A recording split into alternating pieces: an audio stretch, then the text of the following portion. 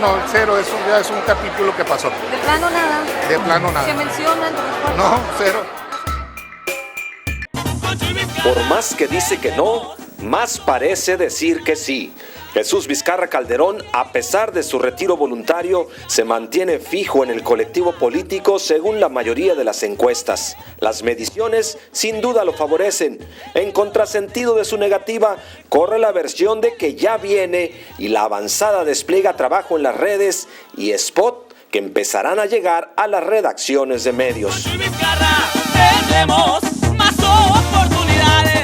La gente lo quiere y lo conoce. Chuy Vizcarra es hombre de trabajo. Vizcarra, honesto. La pregunta se mantiene. ¿Jesús Vizcarra Calderón viene o no? ¿De plano nada? De plano nada. ¿Se mencionan? No, cero.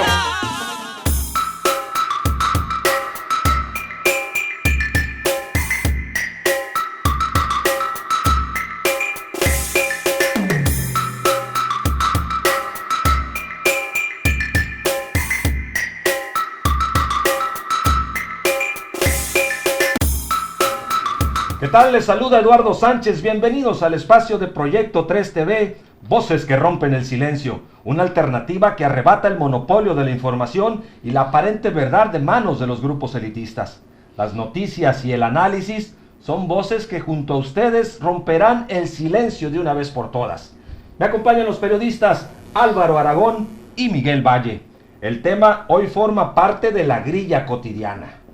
¿Y Vizcarras qué ondas? ¿Viene o no? ¿Qué opinas, Álvaro? Te contestaría también o plantearía otra interrogante. Si no viene, ¿por qué su equipo estratégico, porque lo tiene de estrategia electoral, por qué está diseminando una serie de promocionales, de voces, de videos a través de las redes e incluso en WhatsApp? Desde el día de ayer se empezaron a encaminar, a empujar una serie de promocionales, mini corridos que son seña inequívoca de que se trata de una precampaña o una campaña electoral. 11 versiones casi. 4 versiones viejas de la campaña del 2010 y 7 versiones nuevas, nuevas que obviamente forman parte de una estrategia de difusión para sobreposicionar o posicionar la imagen de Vizcarra en el electorado sinaloense. ¿Pero la quiere o no la quiere, Miguel?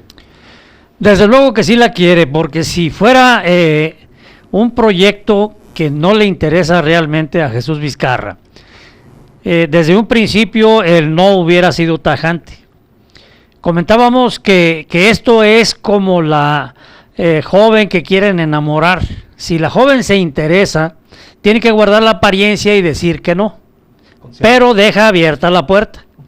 En este caso, el político también deja abierta la puerta. Con cierto pudorcito. Con cierto pudor, tratando de que aumente la presión del enamorado para ir llevando la situación a un clímax que le interesa a quien se hace renuente, pero en realidad está esperando.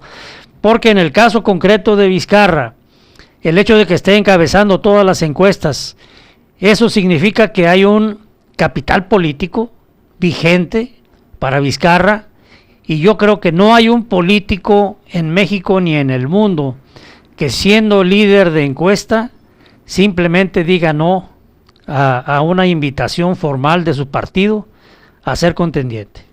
Sería traicionar el corazoncito, pero entonces, ¿quién es este gran enamorado? ¿Quién es el que está detrás de todo? ¿Será la mano del presidente de la República? ¿Será esto un favor para los candidatos del Partido Revolucionario Institucional? Es todo un grupo económico y es un grupo político a la vez, que está desde el 2010 pugnando por aterrizar su proyecto aquí en Sinaloa. Para ellos desafortunadamente no funcionó, no operó en el 2010 y pretendería ahora en el 2016, o sea en este mes de diciembre también, encauzarlo para que aterrice en el 2016. Aquí el problema es, si Vizcarra goza de una proyección en las encuestas, que las encuestas obviamente son mediciones del momento, y son mediciones relativas, porque estamos en un universo de más de 2.050.000 electores, si mal no me equivoco, y las encuestas en pocas ocasiones abarcan un universo de 10,000 personas, de 10,000 ciudadanos. Entonces estamos hablando de un manejo mediático, de la estrategia del silencio por un lado de Vizcarra y el manejo mediático también de su grupo, que no dejó que perdiera ese posicionamiento en los medios de comunicación, que no quiere decir posicionamiento en la base social. Eso es algo distinto. Ahora, ¿con qué va a arrastrar Vizcarra si se vuelve a venir de candidato? ¿Con los lastres del 2010 o encauzará su proyecto con una nueva avanzada ciudadana? Porque si lo ves desde la perspectiva de la derrota, hubo personajes como Jesús Aguilar que fueron factor decisivo de antivoto, y otros personajes que aparentemente o de hecho vienen de avanzada realmente no garantizan un triunfo electoral para Jesús Vizcarra. Sin lugar a dudas le fue favorable esta estrategia, le ha sido favorable esta estrategia del pudor político, decir que no y tratar de esperar buenos tiempos, pero con esto no se va a ir exento de un rozón Jesús Vizcarra. No, desde luego que al estar jugando, así entre comillas, con la decisión de voy o no voy, ha acaparado atención de los medios. Entonces, en todos los medios impresos y electrónicos. Entonces, ha sido una estrategia que le ha funcionado. Sin embargo, al llegar al momento de la decisión, Jesús Vizcarra va a necesitar de un esquema, de una organización, de un mensaje, de una estrategia completamente diferente a la de hace 5 años y medio. Y de equipo diferente. Y de equipo diferente y de nombres diferentes. Porque va expuesto a una situación de desgaste tal vez mayor que en la primera ocasión. Si le pusiéramos nombres, ¿de quién estaríamos hablando? ¿Qué parte de esos equipos que no funcionaron y que representaron un lastre para Jesús Vizcarra podríamos hoy recordarlos y traerlos aquí a la mesa y a colación? Podríamos recordar precisamente en el centro el propio exgobernador, Jesús, que fue factor de derrota. Simpático, soberbio, pero sobre todo con un trabajo político, administrativo y contable, como se podría llamar, una administración de gobierno, fracaso. O sea, encausó un gobierno fallido durante su administración. Con esos antecedentes, o sea, él y Florentino Castro fueron los operadores de la campaña fallida del 2010.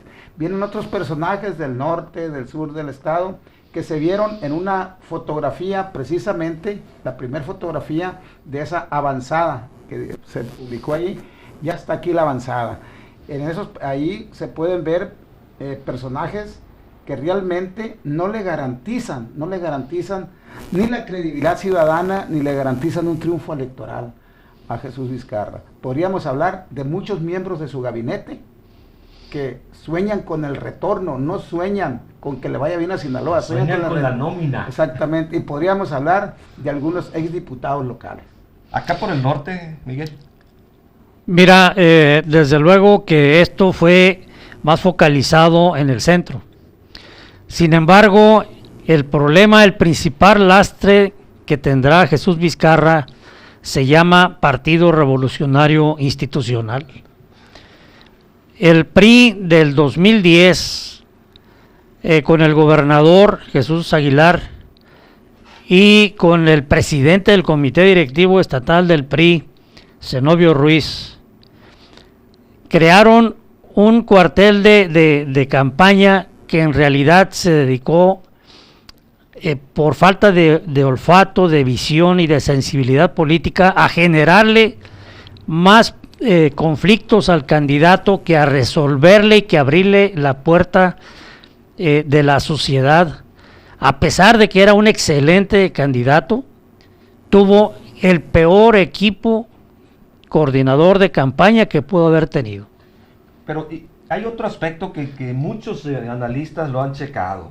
¿Cómo es posible que se haya manifestado una diferencia tan grande en la zona norte, sobre todo en el municipio de Ahome, que le permitió una amplia victoria a su opositor en ese entonces, a Mario López Valdés, cuando se suponía que el gobernador tenía todos los hilos y bien agarrados? Pues fíjate, nada más hubo Casillas Zapato, o sea, donde Jesús Aguilar Padilla no obtuvo ni el voto de su representante de casilla. Hubo también la percepción, y de hecho lo hubo, de traiciones, y hubo una operación electoral de Guillermo Padres en el norte de Sinaloa y también en el sur, con Francisco Córdoba Zelaya, una operación mapachil. Entonces hubo incluso se habla de una sobrevotación en el norte que llegó al triunfo de Maloa. Pero eso es pasado.